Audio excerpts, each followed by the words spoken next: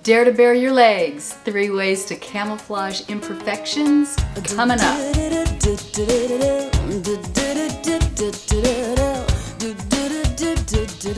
Hi ladies, welcome back to Hoff Style. Happy almost summer. I don't know about what it's like where you are, but we're finally getting some warm weather and I'm loving it. So in today's video, we're going to talk about baring your legs. Maybe you're not a gal who likes to bare her legs. Maybe you've got varicose veins, broken capillaries, brown spots, not great tone. Whatever it is, I'm going to give you 3 tips that can help camouflage those issues, and maybe you'll feel a little bit better about baring your legs. So before we jump into the video, as always, I ask that if you like my videos, if you want to see more of them, please subscribe, hit the notification bell. As always, I don't know what side it's on, but you'll be notified as to when I post videos. So let's jump right in. What is the first... I got this piece of hair that's driving me crazy. And it's not getting any better. So what's the first way you can camouflage your legs to make them look smoother? Well, it sounds really obvious and you might go, no, I'm not going to do that, but it's pantyhose. Yeah, pantyhose. I know many of you hate them, maybe they're a little hot to wear, but they really do the trick. I mean, Kate Middleton wears them. You know, today's fibers are lightweight, and you know, they come in so many shades and styles and finishes that really no one will be the wiser. I know that you're thinking, well, how am I gonna wear pantyhose with sandals? Well, they do sell toeless pantyhose, and I'll leave a link down below if you're interested. But really, gals, I know you don't like them, but pantyhose, they're gonna smooth out everything. Okay, let's move on to number 2, self-tanner or wash-off tanner, either one. Now, the self-tanners of today, if you're not using one or haven't used them in a while, they don't have, well, most of them don't have the real yellow tint to it anymore, so you won't look jaundice.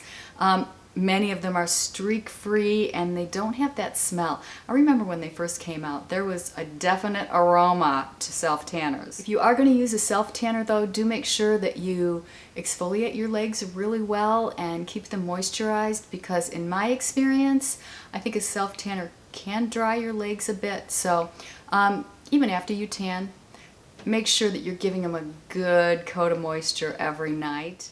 2 brands that I really like of self-tanner when I self-tan, which obviously isn't right now, because you know, sometimes I just like being glow in the dark, I guess. Saint-Tropez has a real good one. I'll leave a link down below. You know, as well as tan towels. I really like tan towels. I think they're really easy.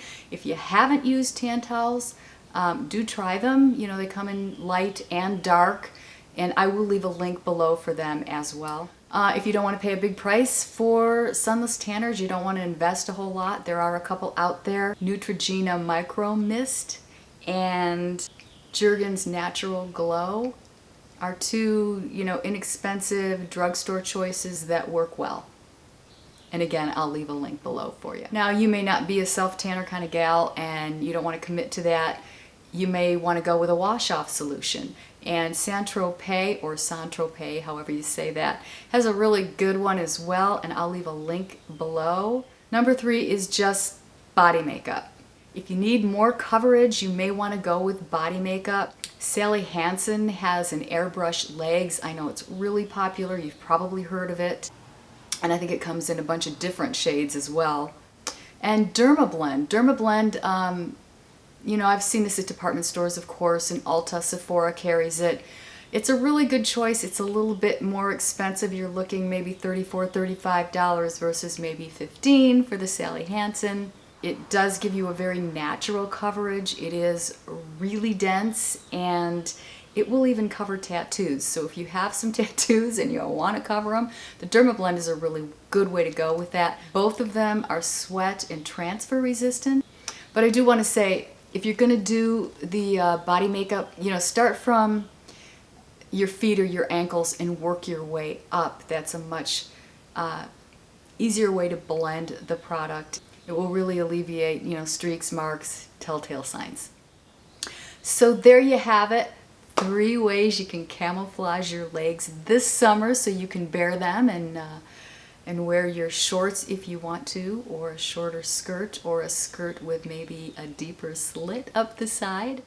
And again, you have your pantyhose or your self-tanner or your body makeup. I hope one of those 3 works for you.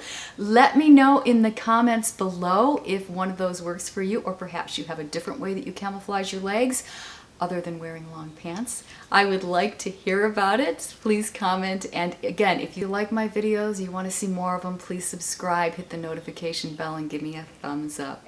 Until next time, may God keep you close, may God bless you, and bye-bye. Come by on Sunday and kiss me Monday and twice on Tuesday night, yeah. And maybe someday